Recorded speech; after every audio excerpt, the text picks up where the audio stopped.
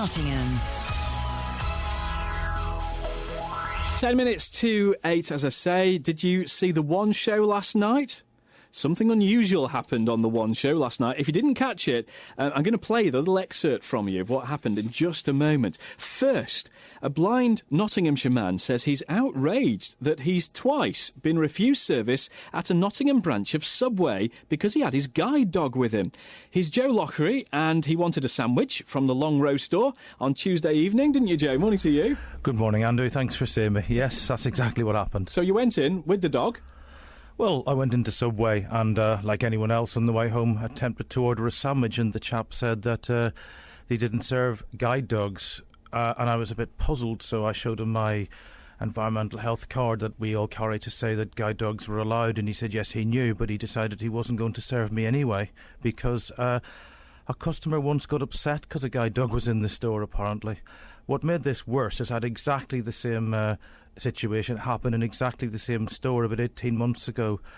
And that time the list of promises would have made any campaigner very happy, because they promised signs, apologies, staff training, and I dropped it. So when Dan from the franchise holder rung me back yesterday, it was the same guy, and he actually remembered it the first time. So I was So did he say the same thing? He's going to put signs up and...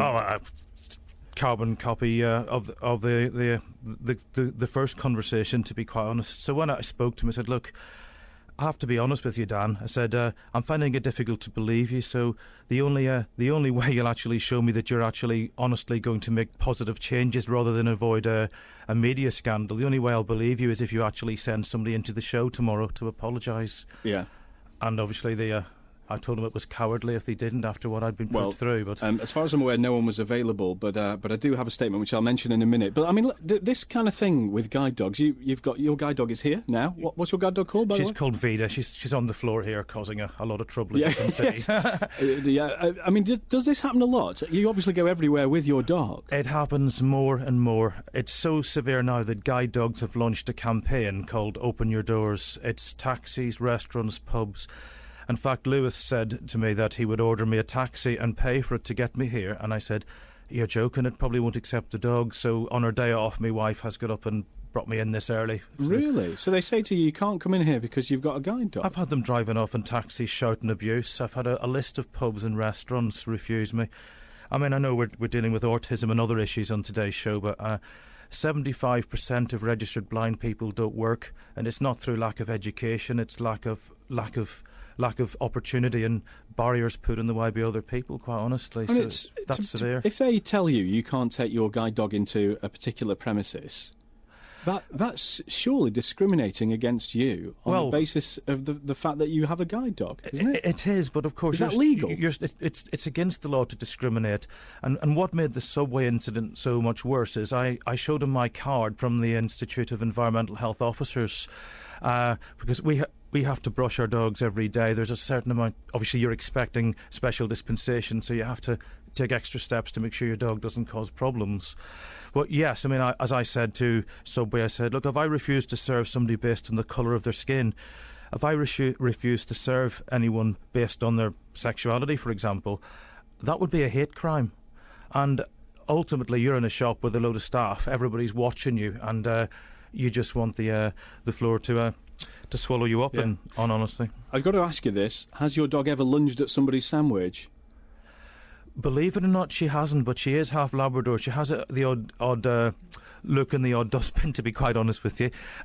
She will, if something on the floor, she will have a look around. And that's a big problem in some pubs and restaurants, because the statistics vary, but there's a lot of rats in the UK. And I have to say, some of the problems I have with the dog is that I said to one restaurant one day, if I'd have known she was going to get a meal off your floor, I wouldn't have fed her before I come out. So it's not guide dogs that make places dirty in the main. Joe, thanks for joining us. Joe Lockery on BBC Radio Nottingham. Now, listening to that story is David Cowdery. He's from Guide Dogs UK. Hello, morning to you. Good morning. So what's your reaction then, hearing that story today? Well, I'd like to say it was, something that doesn't happen very often, but as Joe was saying, it's something that's happening more and more frequently, and again, is in breach of the law. And it's incredible in this day and age with so much awareness of not only guide dogs, but also other assistance dogs, and disabilities within the UK, and especially with the new Disability and Disability and Equality Act, that is still going on. So why does it still go on? I think it's a lot of people are either ignorant of the law, which is no excuse. As Joe was saying, people perceive that they could be a health hazard. The fact that the Institute of Environmental Health Officers in the UK provides cards, and has said they're okay, and also the fact that they're covered by the law with the Disability Equality Act 2010. It states that any person must not be disadvantaged because of their disability, and a guide dog is a mobility aid. So really, it's like looking at a wheelchair user and taking away their wheelchair and saying you can't bring your wheelchair into a restaurant. It's exactly the same, and it's because people perceive there could be a risk or whatever. Guide dogs are some of the best trained dogs in the world. Well, in fact, I would say they probably are. They're just absolutely fantastic.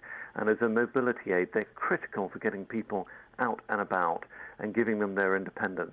And when people meet, when they're refused services at either shops, whatever it is, hotels, restaurants, taxis, it is a real slap in the face and a real knock on people's confidence.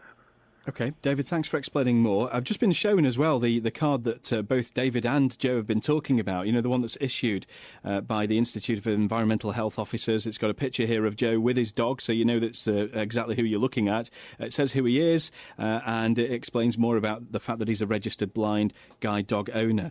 And that the bearer is a registered owner. Please see reverse of this card your standing rules for charges and regulations concerning admission and carriage of guide dogs. And on the back it explains a little bit more about carrying a guide dog. Well, Subway have sent us a statement. They say that they are sorry that the staff made a mistake. They do undergo disability awareness training, which includes understanding that guide dogs are allowed in stores. They say that the members of staff concerned quickly realised their mistake and tried to tell Mr. Lockery, but they couldn't find him. They've now ordered new signs to confirm that guide dogs are allowed in stores to ensure that this does not happen again. 8:03 it is. Did you catch the One Show last